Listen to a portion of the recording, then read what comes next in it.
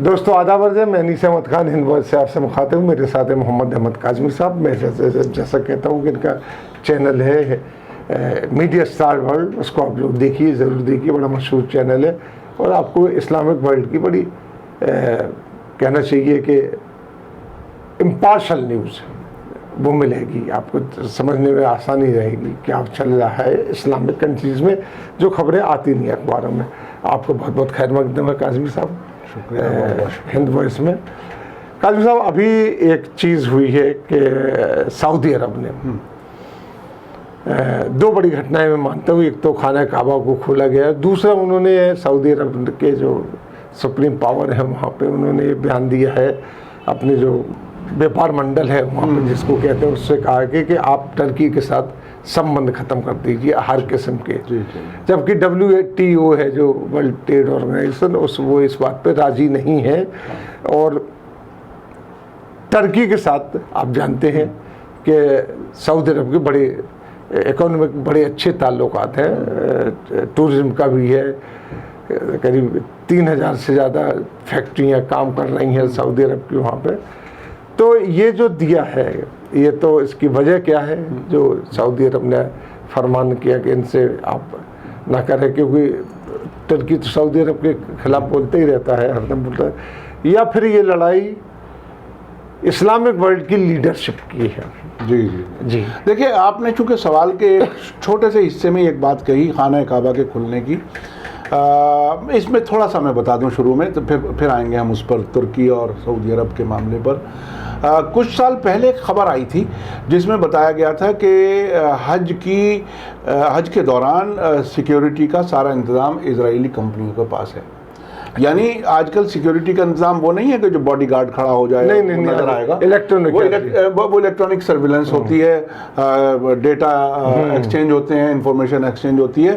और आपको याद होगा मिना में सैकड़ों लोग मारे गए थे, वो भी उस इजरायली कंपनी की सिक्योरिटी के। इजराइल तो हम लोगों मुसलमानों के साथ कभी रहा ही नहीं। हाँ, नहीं, वो कभी रह ही नहीं सकता वो, लेकिन सऊदी अरब उसे अपना दोस्त समझता है। तो अब जो जिस हद तक भी खुलने की इजाज़त होगी खाना काबा को, उसमें तेल अवीव का कंसेंट ज़रूर होगा, ये मेरा यकीन है। ये बात अब यहाँ तक ख़त्म हो गई। अब मैं चलता हूँ सऊदी अरब और तुर्की वाले मामले में। तुर्की और सऊदी अरब का टकराव वैसे तो अलग अलग मौक़ों पर, बहुत से मौक़ों पर रहा है। हालांकि पिछले सीरिया और इराक़ में दाइश आतंकवादियों को भेजने में सऊदी अरब और तुर्की दोनों एक साथ थे। वो एक मिलकर के प्रोजेक्ट कर रहे थे और बाकायदा आपस में मुलाकातें थीं। आपको याद होगा फिर जब वो वाक़या हुआ, जमाल खाशोगी का कत्ल हुआ, सबसे ज़्यादा 2 अक्टूबर 2018 में हुआ है। उसमें तुर्की ने सऊदी अरब की हकीकत बयान कर दी। कुछ लोग कहते हैं कि इमेज ख़राब की, लेकिन उसकी हकीकत बयान कर दी। वहाँ के कत्ल की सारी डिटेल इत्तेफाक से वो हुई टर्की में हुई, वो इस्तांबुल में हुई जी। तो ये हुआ। अभी ताज़ा जो वाक़या हुआ जिसके बाद सऊदी अरब ने ये वहाँ के फरमान जारी, चैम्बर ऑफ कॉमर्स के हेड अजलान अल अजलान नाम है उनका, उन्होंने ये कहा कि तुर्की का कोई भी सामान ना खरीदें, कोई इन्वेस्टमेंट ना करें, और हत्ता कि सऊदी अरब का कोई टूरिस्ट भी तुर्की ना जाए। और ये हमारे लीडर, हमारे मुल्क, हमारे लोगों की बेइज्जती करने वाला जो मुल्क है, हमें उसको जवाब देना है। ये बात उन्होंने कही। तो अच्छा, इससे पहले क्या हुआ वो ये कि अभी पिछले दिनों यूनाइटेड नेशन जनरल असेंबली का जो टेली कॉन्फ्रेंसिंग के जरिए दुनिया भर के लीडर्स, जी आजकल तो वर्चुअल होता ही हर चीज़। हाँ, अब वो बड़ा हवाई जहाज उड़ने कम हो गए और लोग उससे कर रहे हैं। तो अब उन्होंने अपनी तकरीर में ये कहा कि इस पूरे इलाके की इंस्टेबिलिटी, अस्थिरता में इन अरब मुल्कों का बड़ा रोल है। ये और ये बात उन्होंने तब कही जब UAE और बहरीन ने इजराइल से ताल्लुकात कायम कर लिए थे। तो उस बयान के जवाब में ये बात नहीं, उन्होंने तो ये भी कहा था कि सऊदी अरब नया आया है अभी। हाँ हाँ हाँ, जी जी जी, 1913 में कब वो बिल्कुल, बिल्कुल। वजूद में आया।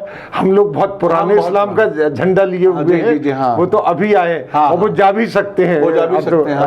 वो जिनका आज वजूद है उसके बाद कल वजूद नहीं भी कल होगा, वजूद इस तरीके ये बात उन्होंने कही है। जी। तो ये तुर्की की तरफ से तुर्की की का बाइकॉट जो सऊदी अरब की तरफ से हो रहा है, वो बहरहाल मुझे नहीं लगता कि बहुत ज़्यादा असर तुर्की पर होगा। तुर्की की हालांकि इकोनॉमी सब दुनिया के सभी मुल्कों की इकोनॉमी है, बहुत ख़राब है, लेकिन इसमें जब कोई बाइकॉट इस तरह का हो, चूँकि हुकूमतों के बीच में तो दोनों मुल्कों के बीच काफ़ी चीज़ों पर इख्तलाफ नज़र आता है, लेकिन अरब मुल्क जब एक दूसरे मुल्कों में घूमने जाते हैं तो वो पब्लिक टू पब्लिक कांटेक्ट होता है। और तुर्की चूँकि यूरोप के नज़दीक है, वहाँ का मौसम उनको अच्छा लगता है, यहाँ तेज़ गर्मी है, वहाँ ज़रा ठंड है, और दूसरे भी अय्याशी के सामान भी शायद कुछ ज़्यादा हैं तुर्की में, वो मैं खुद टूरिस्ट डेवलप ही ऐसा तो किया है। उसके लिए सऊदी अरब के और दूसरे अरब मुल्कों के लोग भी वहाँ जाते रहे हैं, उस पर भी उन्होंने रोक लगाई है। मतलब ये कई बार मुझे रुक करके ये सोचना पड़ता है कि क्या सऊदी अरब खुद ये फैसले लेता है? ये मुझे मुमकिन नहीं लगता। ये फैसले होते हैं वाशिंगटन में, ये फैसले होते हैं तेल अवीव में, और जब उनके फैसले यहाँ इम्प्लीमेंट किए जाते हैं उसमें एक और बहुत दिलचस्प पहलू है। ये दर्शकों को मैं बता रहा हूँ कि अमेरिका का तरीका यह है कि वो एक ही वक्त में दो दुश्मन मुल्कों के साथ एक साथ ताल्लुकात रखता है और दोनों तरफ बताता रहता है अब तुम ये करो, अब तुम ये करो। इंडिया और पाकिस्तान हाँ, ये बिल्कुल ऐसा है जैसे एक हाथ की 5 उंगलियां और इनके जो किनारे हैं इन्हें ये पता नहीं कि कहाँ से चल रहे हैं, लेकिन चल रहे हैं एक ही जगह से। बिल्कुल इस तरह से वो मुल्कों के बीच में इख्तलाफ पैदा करना, टेंशन पैदा करना, हथियारों की दौड़ कराना, अपना माल बेचते रहना, ये एक पूरा पुराना धंधा है इनका। और तुर्की के प्रेसिडेंट रजब तैयब एर्दोगान, अभी 2 महीने पहले की बात है, उन्होंने लीबिया के बारे में एक अनाउंसमेंट किया और ये कहा कि मैंने ट्रंप से बात कर ली है। तो और यहाँ तो जारेड कुशनर MBS के साथ बिल्कुल ऐसा याराना है, दोस्ती है, जिसने अब सऊदी अरब को और इन अरब मुल्कों को इजराइल के काफ़ी नज़दीक लाया है। तो ये ऊपर से बैठा हुआ शैतान इन सब को एक दूसरे से लड़वाने का इंतजाम कर रहा है। जी। और ये जो मोहरे हैं वो अपने आप इस्तेमाल हो रहे हैं सिर्फ इसलिए कि इनकी हुकूमतें बची रहें। तो अब इसका होगा क्या जब अगर टर्की तो इस वक्त देखा जाए तो बहुत से लोग कह रहे हैं कि सारे इस्लामिक जो बागडोर है लीडरशिप अपने हाथ में लेना चाहता है और वहाँ सऊदी अरब कमज़ोर होता चला जा रहा है। हाँ, वो सिर्फ खाना काबा की वजह से वहाँ की इकोनॉमी भी डामाडोल है। बिल्कुल। इकोनॉमी तो पूरी दुनिया की डामाडोल है। हाँ, वो तो इकोनॉमी डामाडोल है। और तो क्या ऐसा हो सकता है कि जब आप दुश्मनों के हाथ में सारे फैसले रख देंगे तो आपको तो डामाडोल होना ही होना है, ये है। इसके अलावा जो तुर्की के मुस्लिम मुल्कों के लीडर के तौर पर उभरने की बात जो आप कह रहे हैं वो पार्टली सही है, पार्टली गलत है। पार्टली सही इसलिए है कि लोग अर्तुगरुल गाजी देख करके ये महसूस कर रहे हैं कि खिलाफत उस्मानिया वापस आ जाएगी। जी। लेकिन अगर खिलाफत उस्मानिया का जो खलीफा है, जो सो कॉल्ड खलीफा बनने की बात कर रहा है, अगर वो भी इंस्ट्रक्शन वॉशिंगटन से लेता है तो फिर वो मुसलमानों का खलीफा है या उधर से भेजा हुआ खलीफा है। अब ये सोचना समझना पड़ेगा। देखिए, आम तौर पर जो दर्शक हैं वो बड़े जज्बाती तौर पर कुछ कभी कभी कमेंट करते हैं, लेकिन इस हकीकत को ना भूलें कि तुर्की के इजराइल से भी ताल्लुकात हैं, अमेरिका से भी ताल्लुकात हैं, और बहुत से फैसलों में वो पब्लिकली भी कहते हैं कि मेरी ट्रंप से बात हो गई है, सब हम ये करने जा रहे हैं।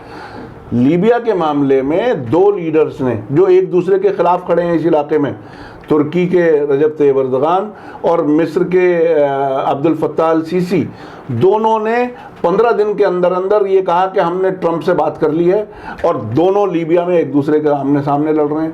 तो ट्रंप क्या बात समझा रहा है भाई दोनों को?